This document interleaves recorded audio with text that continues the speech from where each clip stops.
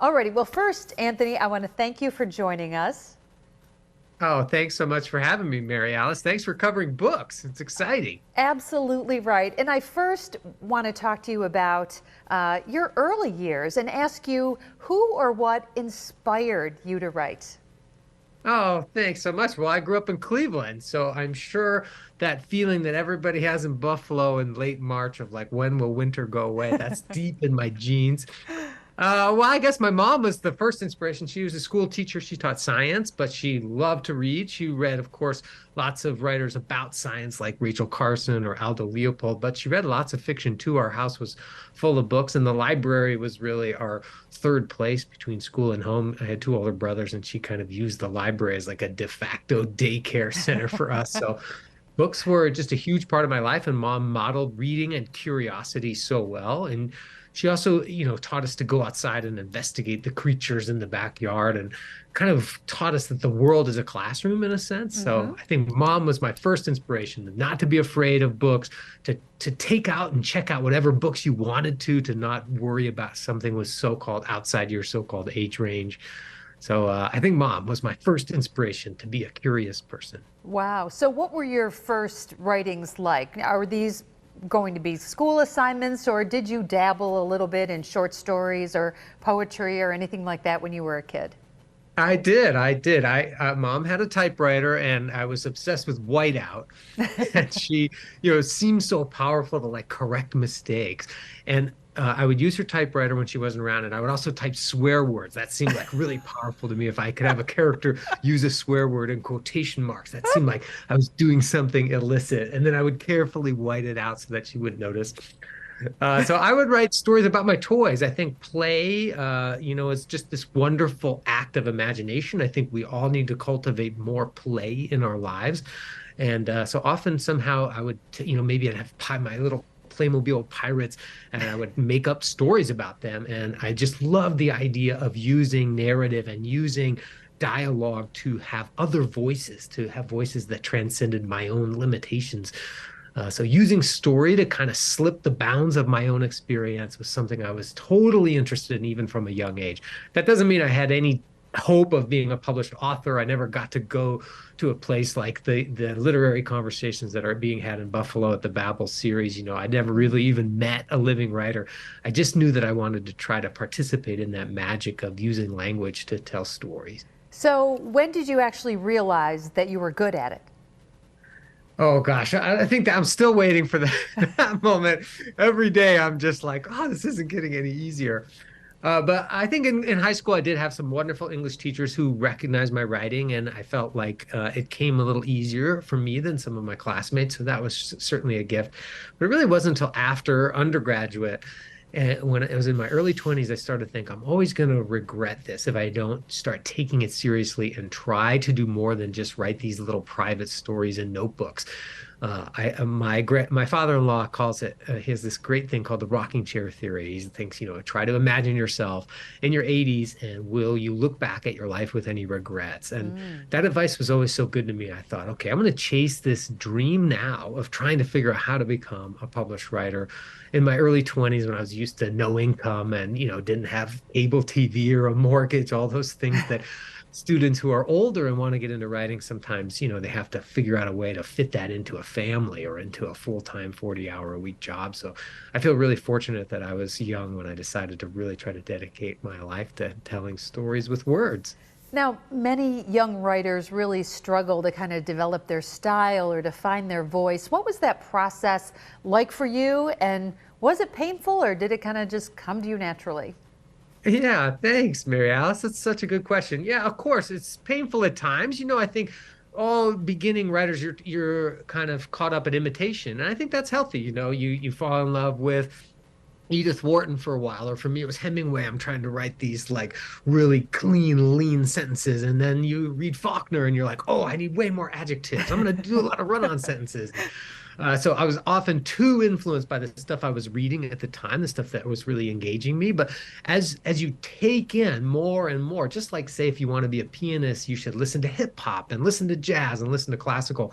the more kinds of writing I took in, the more I started to learn and kind of refine my own style and my own way. It's so fascinating that we're all so different genetically that we can each combine words. Like the language is so malleable and there's so many possibilities inherent in it that we will each develop a different way, a different rhythm of combining the English language. It's just such a massively interesting thing to me that every student I'll ever work with, he or she will always, of course, have her own style. And it's just a matter of practice and experience and time.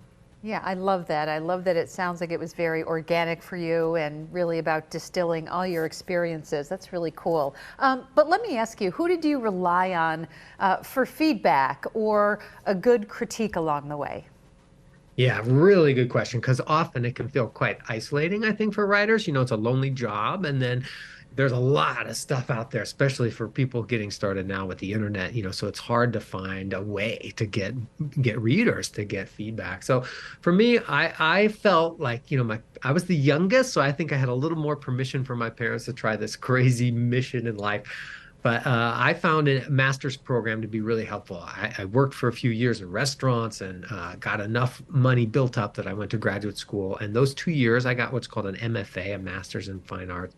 That just those 2 years to wake up in the morning and read and write instead of making sandwiches was such a gift to me. I think I really had enough gratitude and appreciation from working just enough to think, what a gift it is to get to do this in the morning. And then, yeah, the structure of those programs is that you're generating work and other people are reading it just as you're reading their work. So you want to impress them. You don't want to let them down. You want to give them your very best effort. So often, I'd get so nervous before workshop. I'd stay up all night long working on these stories. But it was a wonderful, safe laboratory before you get out in the world of capitalism and publishing to try to say, I'm going to take risks. I'm going to expose to a lot of writers and books that I didn't know before I got here. So those 2 years were really kind of a fundamental apprenticeship for me. Now, you have received so many awards for your work, including, of course, the really big ones, the Pulitzer Prize for fiction and the Andrew Carnegie Medal for your novel, All the Light We Cannot See, among many others for that work. But I have to ask you, what do the awards really mean to you? Is it a validation? Is it something that, I don't know, you feel is really the work of other people and not you? What's your thought about that? Yeah, yeah, I'm sure. As you know, like winning an Emmy, it's like it's great. It's of course amazing and wonderful for a few hours, but then I still go pick up the socks that the kids left on the floor, and you still gotta fold the stuff in the dryer and get to work the next day. So ratification, validation is amazing. I think being reminded that there are people who are reading the work you're making and that they appreciate it is such a gift. And I never want to take that for granted. But each day, about 5 minutes into the workday, I put on headphones when I write and just have silence in them. And usually the problems of just executing whatever paragraphs, whatever scenes I'm trying to write, that's what totally occupies 100% of my attention. And that kind of stuff, the acclaim or whatever, that all fades away. You can't chase that. You kind of have to make art, whatever kind of art you want to make, for the love of making it. I think if you chase results or if you chase praise, that can be a kind of a dangerous thing. And so ultimately, I have to always fall back on my love of playing around with language and trying to make sentences and trying to make stories that can move people and remind us of the breathtaking condition of being alive. I loved hearing that about how you think and kind of about your process, because as a news writer, I find it a little bit fascinating. Tell me a little bit about your process from inspiration to publication, because you've shared that for All the Light We Cannot See, you came up with the title first. We have this old axiom in news, well begun is half done. So a lot of times we're thinking that way from start to finish. Is that how it usually begins for you, or is it different for every project? Yeah, it's definitely different for every project. I sometimes will have title terror. There's another axiom, a story without a title is like a body without a head. And sometimes as you get really far along in a project and you still don't have a working title, you get afraid. You're like, oh my gosh. For me, it's always a matter. Experience has taught me to try to stay calm during this path through the darkness. There's always a matter of writing into the unknown. You might start with this kind of vision, this almost cloud cuckoo land vision of a perfect story, but once you start mucking around with these clumsy things that are words that mean one thing to me and one slightly different thing to you, there's all these gaps for misinterpretations and it's only through revision and time that you can start to try to refine your vision. So each night I try to go to sleep, accept that the work is unfinished, and try the next day to get a little farther along, a little closer to the reader in Buffalo who might read my work. So I try to accept that it's always going to be a kind of mysterious and clunky and inefficient process, but that there's a real joy in the work of it. And I'm so grateful that I get to do that work every day. And can you share your thoughts in general on literature today and writing fiction in what is truly, I mean, we are in a digital age? Oh, of course. Gosh, yeah. I mean, I think I still love paper books, of course. I think it's really exciting that audiobooks have taken on such a life. I think that's a fascinating technology. And, God bless all the readers who are listening to books. I think that's wonderful. I'm not too worried about, say, Chat GPT or all these like now soon novels will be written by computers. I think, humans are endlessly creative. I think we have this amazing ability to combine and recombine. Right now AI just kind of recognizes patterns, but I think true creativity still belongs to humans. So I don't worry too much about the digital age. I just think, books have this special ability through metaphor to build complex and deep layers of interconnections, and that even the best TV shows, and I love a lot of the new, peak TV that's coming out right now, even those best TV shows don't often contain the same amount of layering that you could build through prose. So I think I still just crave those 10-hour experiences you can get from a great novel where you realize there's meanings beneath the meanings. I think that's what literature can provide us. In this era when we need more empathy than ever, when it feels like there's some disaster happening all the time, and we can sometimes suffer from empathy exhaustion where it's too hard to worry about people on the other side of the world when people in your own neighborhoods are suffering. I think literature is a way to really exercise our empathetic muscles, empathize, and use our imagination to empathize with the people in our neighborhoods across the globe and the people in our past and in our futures, the children who haven't even been born yet. Yeah, so profound and so well said. But I have to ask you again about success. How do you manage now the pressure, the input, the pressure from publishers, from editors and fans and critics? How do you not let it overwhelm you or influence you in a negative way? Well, I have a kind of simple answer to that. I have one computer that I'm talking to you on now, and then I have another computer with no networking on it, no email on it, and that's the computer that I write on. So often I will leave the house with just that computer. So there's nothing I can do but work on that.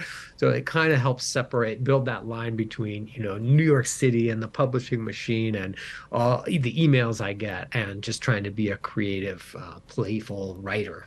So I think, I'm so grateful for that. Cloud Cuckoo Land was my sixth book. All the Light We Can't See was my fifth. And I've had enough events in a Barnes and Noble in Topeka with 11 people there that I'm just super grateful anytime anybody shows interest in my writing. And I know there's so much narrative out there, from video games to movies to television shows. So anytime somebody's willing to slow down her life and read a book, something that I spent a lot of time on, I'm so grateful for her time.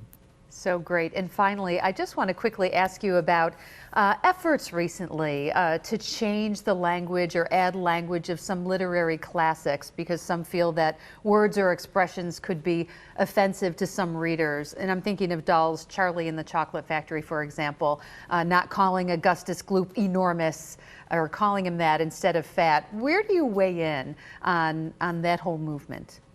Yeah, great question. And it's really thorny. I absolutely understand that words, we need to always be revisiting words that we've used carelessly in the past. And I think we need to continue to understand that some of the things that I said thoughtlessly as a young boy or as a young man, uh, probably unintentionally hurt people. So I'm always trying to continue to learn, and I'll never rectify all the ignorances that I have, but I'm working through them. I'm trying to continue to understand how to be a sensitive person. And at the same time, I also I think it's dangerous if we forget the historic moment in which things were written. I think we need to try to forgive and have empathy for the historic moment in which artists were making work. Yes, those things have to be taught carefully to people, and so that we understand that, say, Roald Dahl was writing in a different era, and have conversations with students as they read about that stuff, so that we can all continue to learn and move through the world with sensitivity toward each other. It is a complicated issue for sure, but I had to take that moment to get your feedback on it. You have been a delight. So looking forward to seeing you at the Just Buffalo Literary Center Babel series on March 30th. Anthony Doerr, we really appreciate your taking time to talk to us tonight, and looking forward to seeing you soon. Okay, thanks so much, Maryalice. Can't wait to get to Buffalo next week. Great, we'll see you then.